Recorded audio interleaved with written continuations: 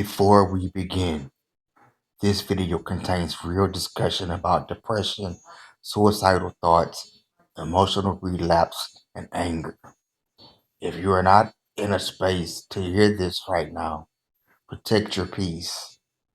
And if at any point you feel overwhelmed, reach out to someone, a friend, a family member, a crisis hotline.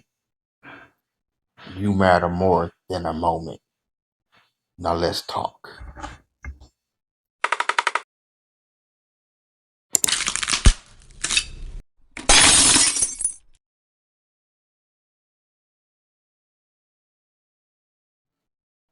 Smiling in public, bleeding in private. That's not a clever title. That's survival. You ever notice how good you've gotten at performing? I'm okay. I'll be alright. Things like that. I can walk into a room, crack jokes, hold conversations, encourage people, be the strong one. And nobody knows that an hour earlier, I was sitting in silence, fighting my own thoughts. Nobody sees that part because I don't let them. And that's the mask. Now let's break this down. When you survive something big, people expect you to be permanently healed. When you're the motivational one, people expect consistency. When you're the faith driven one, people expect strength. So what do?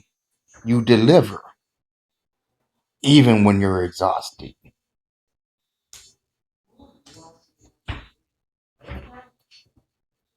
even when you're angry, even when your brain feels like it's glitching. You perform, not because you're fake, but because you don't want people to worry, because you don't want to look unstable, because you don't want to lose momentum, because you don't want to be seen as slipping. So you smile, you post, you encourage, and then you go home and collapse internally. That's the mask. And the mask, guys, it works, which is what makes it dangerous. Here's something nobody talks about. The strong one doesn't speak up easily because when you're the one who people lean on, you feel like you're not allowed to fall. You don't want to burden anyone. You don't want to sound ungrateful. You don't want someone to say, I thought you were better now. That sentence alone is heavy. I thought you were better. Healing is not a straight line, it's waves. And sometimes the wave hits when you're unprepared. And instead of saying, hey, I'm struggling, you say, I'm good because it's easier, because it ends the conversation. It end because vulnerability is risky. If you've ever been the strong friend who secretly needs someone to check on them, sus- subscribe to Overcoming with Ray Tour. This isn't about numbers. It's about community. If you're tired of pretending, if you're tired of polished lines, hit subscribe. We're not faking strength here. We're building it. Let's talk about the quiet moment after the performance. The door closes, the lights are off, your phone is down, and suddenly the silence is loud. That's when the thoughts start. Not dramatic, not cinematic, just heavy. Are you slipping?